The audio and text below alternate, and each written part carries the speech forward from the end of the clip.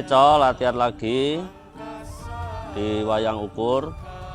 Kita kembali mengulang naskah Ekoloyo gubahan Mbah Kasman. Seperti kemarin, Mbak Dinar narasi.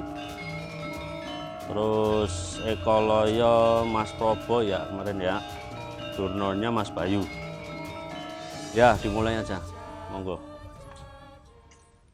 Tersebutlah di kerajaan Astinapura, Pendeta Durna, seorang guru yang ulung dalam ilmu perang.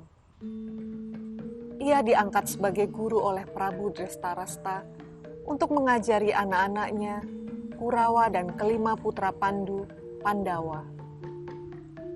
Kehebatan Resi Durna sampai kerajaan Nisada. Putra mahkota kerajaan Nisada yang bersahaja, bernama Ekalaya, menyatakan ingin berguru kepada Durna.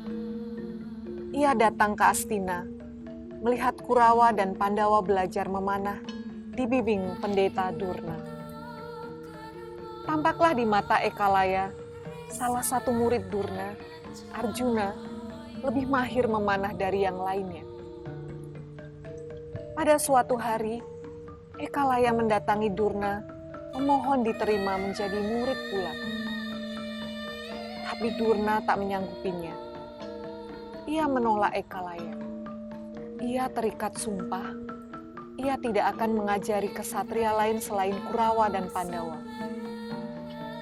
Dan lagi pula, bagi Durna, Ekalaya berasal dari kasta rendah. Nisada lebih rendah dari Astina. Tapi Ekalaya tetap beranggapan pada dasarnya tidak terlihat perbedaan antara kasta rendah dan tinggi. Durna tetap menolaknya sebagai murid. Betapa kecewanya Ekalaya. Ia memutuskan pergi di tengah hutan dan belajar memanah sendiri di hadapan patung Durna yang dibuatnya. Dengan membuat patung Durna, Ekalaya seolah-olah menerima pelajaran dari Durna.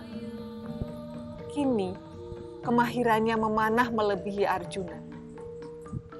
Kehebatannya meluas lewat penduduk sekitar dan sampai juga ke telinga Arjuna. Pada suatu hari, Durna dan Arjuna datang menemuinya.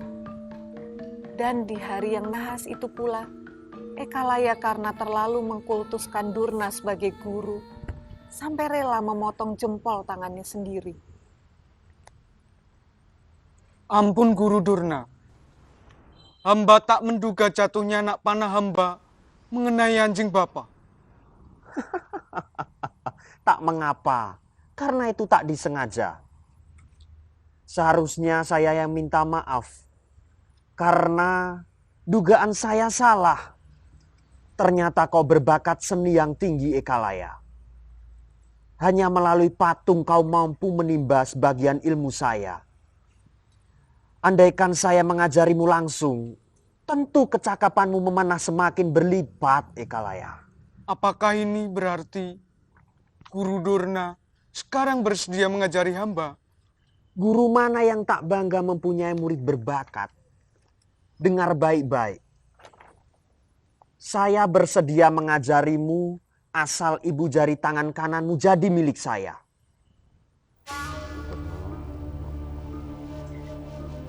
Arjuna, tolong sampaikan pesan kepada Bisma bahwa saya lebih memilih menjadi guru bagi Ekalaya. Saya akan segera mengundurkan diri dari Hastina.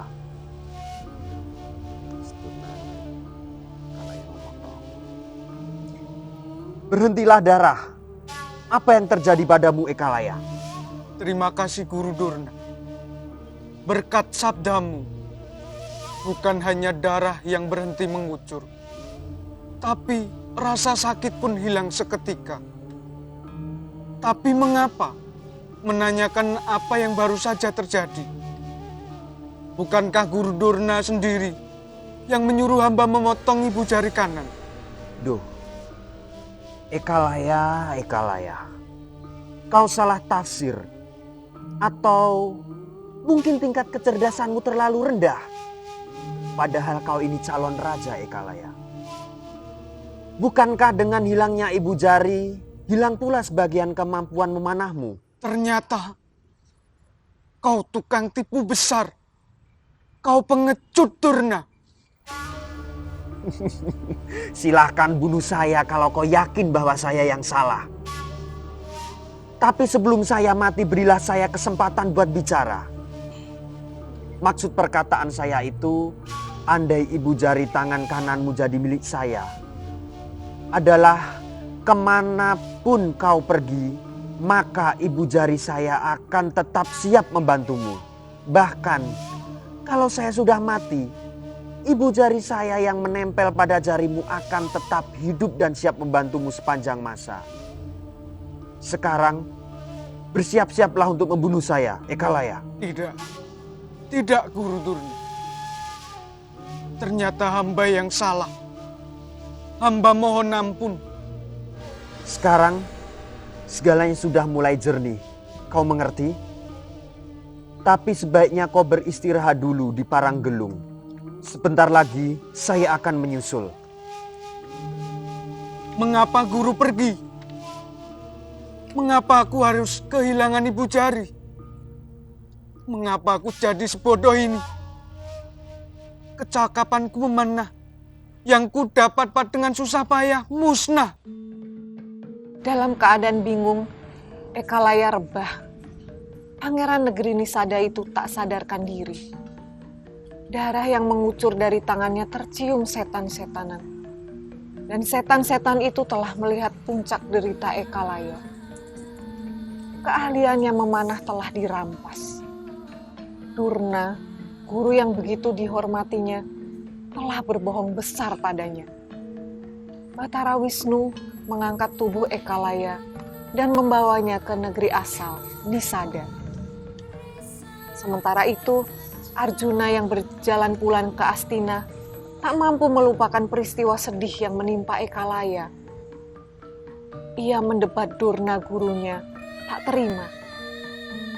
Setelah peristiwa itu, dan masih membenarkan perlakuan Durna kepada dirinya, Ekalaya dinobatkan jadi raja pengganti ayahnya. Anggraini istrinya yang ingin melihat dengan kepala sendiri sang guru besar Durna berangkat ke Astina. Tapi di tengah jalan, belum sampai gerbang Astina, rombongan Anggraini dibegal. Kebetulan Arjuna melihat kejadian itu dan membantu menumpas para begal. Tapi setelah mengetahui yang dibantunya itu perempuan yang amat elok parasnya, Arjuna tergoda ingin memilikinya. Anggraini menolak Arjuna, bahkan memilih melompat mati ke jurang yang dalam demi kesetiaannya pada Ekalaya. Perang antara Arjuna dan Ekalaya pun pecah. Dan alangkah malunya Arjuna. Selain dihinakan Anggraini, ia kalah tanding dengan Ekalaya, ksatria darah rendah. Darah rendah. Ya, adegan 1 sudah selesai. Adegan 2. Nah, untuk adegan 2 coba tadi kan masih agak terlalu cepat sih menurut saya. Nanti adegan 2 agak lebih dibawa lagi ke dalam, dirasakan lagi, jangan terburu-buru. Adegan 2 ini ada Cakil, Petruk, Semar, Dewi Prihatmi, Ekalaya, Arjuna, Kresna.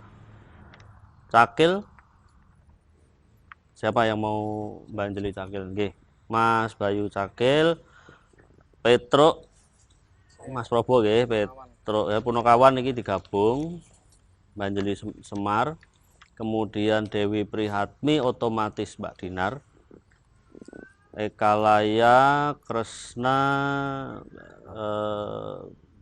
biar saya, kemudian Arjuna saya, Arjuna Mas Bayu ya. Ya, oke. Nanti berarti Mbak Dinar langsung ke narasi ya, selesai ya. Oh iya. Ya, setelah Kresna. Oke, ayo dilanjut. Silakan.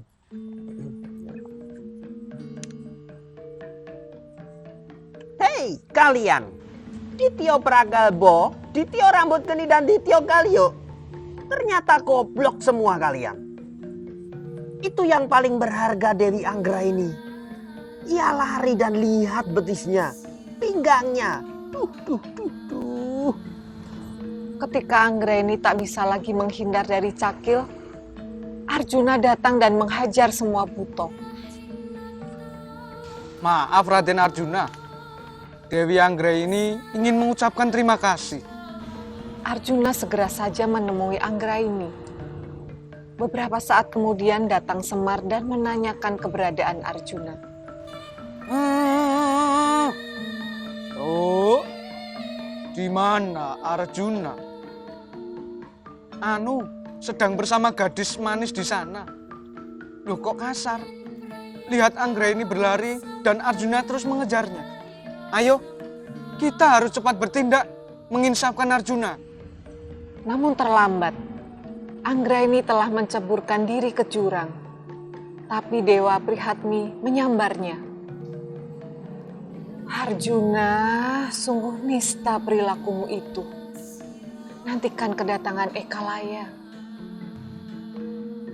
Kakang Arjuna seharusnya merasa lega karena yang Kakang kejar ternyata istri saya. Dan saya enggan berbuat kasar kepada Kakang. Tapi tanpa sikap kerasmu, saya lebih dianggap tak berharga. Saya bukan kesatria. Saya tetap tidak mau mengubah sikap saya. Tapi duel tetap terjadi. Ekalaya unggul dalam segalanya. Dan akhirnya Arjuna terbunuh. Tapi kemudian dihidupkan kembali oleh Kresna. Duh Kresna, mengapa hamba dihidupkan kembali? Biarkan hamba mati daripada hidup menanggung malu. Malu? Mengapa malu? Apakah hanya ditolak oleh seorang wanita kemudian engkau malu? Lalu memilih kematian sebagai pelarian dari rasa malumu?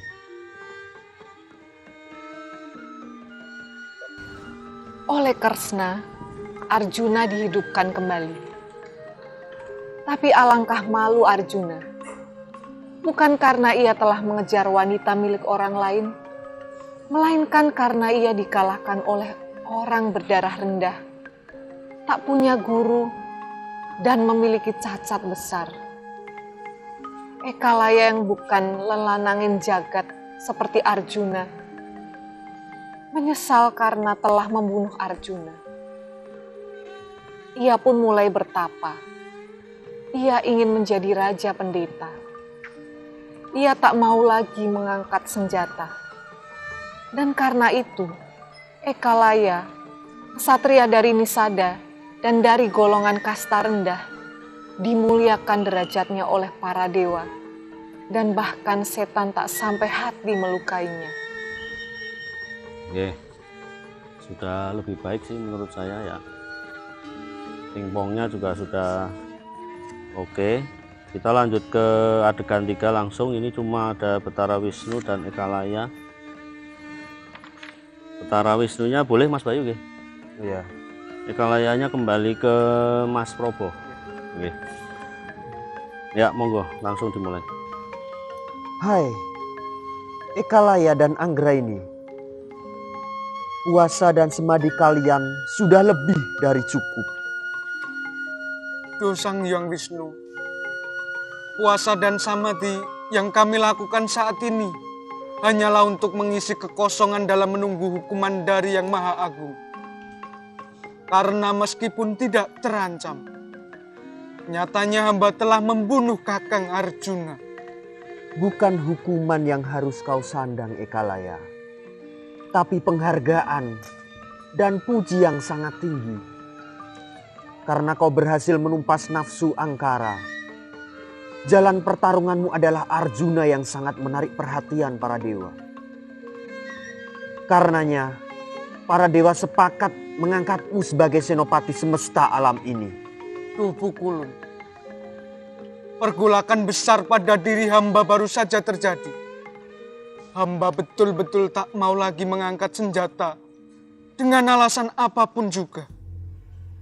Hamba rasa perdamaian abadi dapat lebih mudah cepat dinikmati melalui tolong-menolong dan saling memaklumi.